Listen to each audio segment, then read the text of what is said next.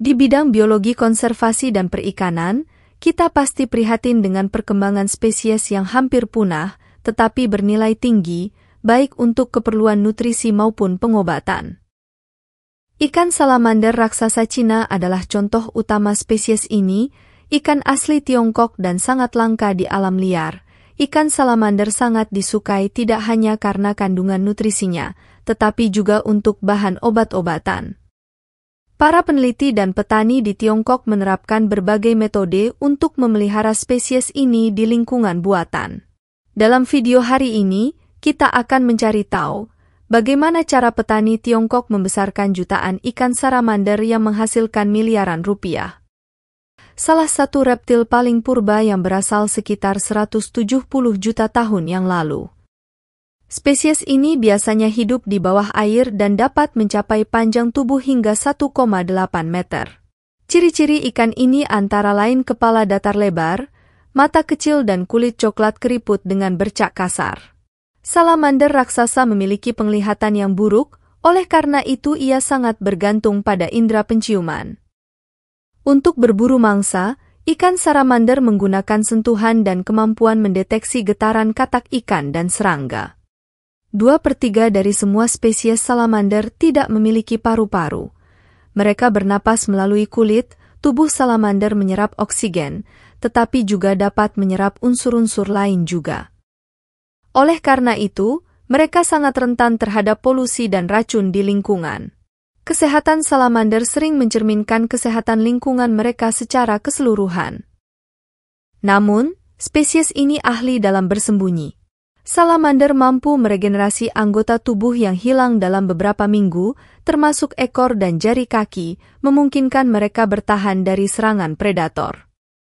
Dengan mempelajari bagaimana salamander mampu memperbaiki dan beregenerasi dengan sangat efektif, para ilmuwan sedang mempelajari dan menerapkan pada pengobatan manusia. Di masa depan, apa yang dipelajari ilmuwan tersebut dapat membantu mereka yang kehilangan anggota badan, atau sedang berjuang melawan penyakit Alzheimer. Salamander adalah predator penyergap. Salamander mengontraksikan otot-ototnya, menyebabkan tulang hyoid di mulut menonjol.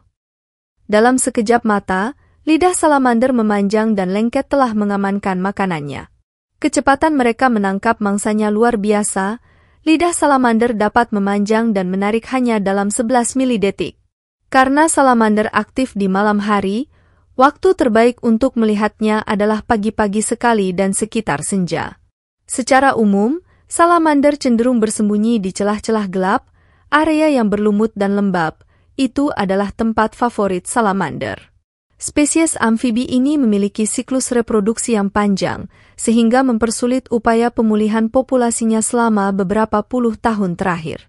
Jumlah mereka telah menurun hingga 80%, terutama karena penyakit dan penangkapan yang berlebihan, serta jamur citrit yang mematikan, dan polusi yang mengakibatkan populasi salamander mengalami penurunan drastis dalam beberapa tahun terakhir.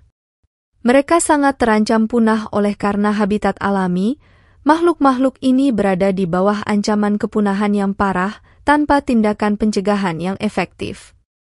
Pemerintah Tiongkok telah perluasan kegiatan perikanan untuk melestarikan ikan ini, sehingga jumlah ikan salamander yang dipelihara di peternakan saat ini berjumlah jutaan ekor, dan situasi ini sangat bertolak belakang dengan penurunan tajam spesies ini di alam liar.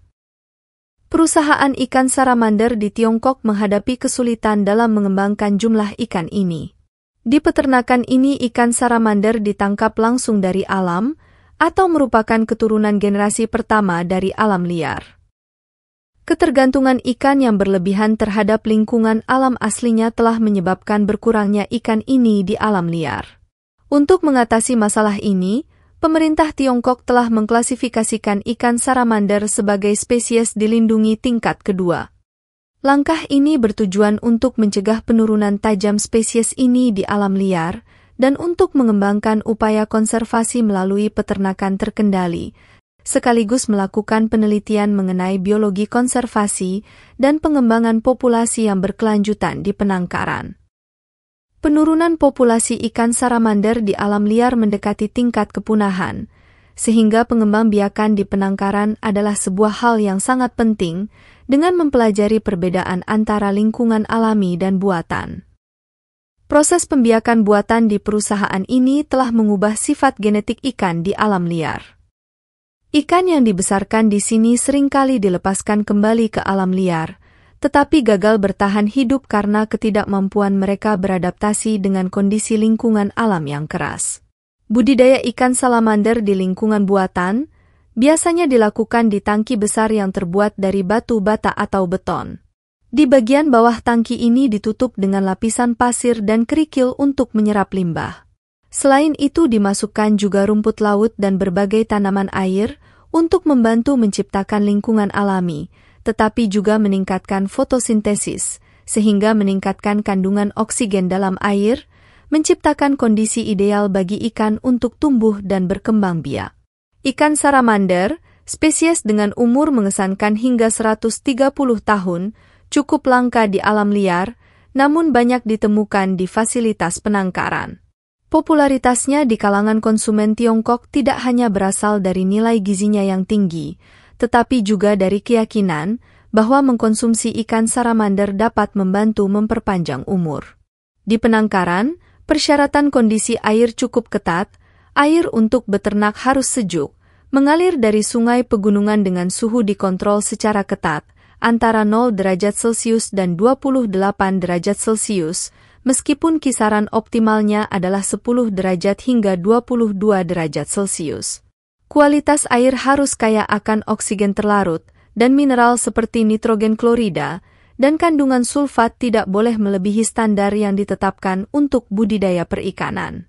Penggantian air secara teratur diperlukan untuk menjaga air tetap bersih dan menciptakan kondisi ideal untuk perkembangan ikan. Makanan utama salamander raksasa adalah berbagai jenis ikan kecil. Salamander ini mampu menangkap mangsanya sendiri, sehingga tidak perlu membuat makanannya menjadi potongan kecil. Kekayaan nilai obat dan nutrisi dari salamander raksasa menjadikannya pilihan yang menarik bagi banyak orang, dengan dibuat hidangan seperti sop, digoreng atau direbus. Selain itu, industri budidaya salamander raksasa juga menghasilkan produk samping, yaitu minyak ikan yang dijual dengan harga tinggi di pasaran, berkisar antara Rp300.000 hingga Rp2,5 juta per kilogram. Ini memberikan pendapatan yang besar bagi keluarga yang terlibat dalam industri perikanan. Jadi apa pendapat Anda tentang peternakan ikan salamander di Tiongkok ini? Beritahu kami di komentar di bawah. Terima kasih telah menonton, dan jika Anda menikmati video ini dan menganggapnya informatif, silahkan klik tombol suka dan berlangganan.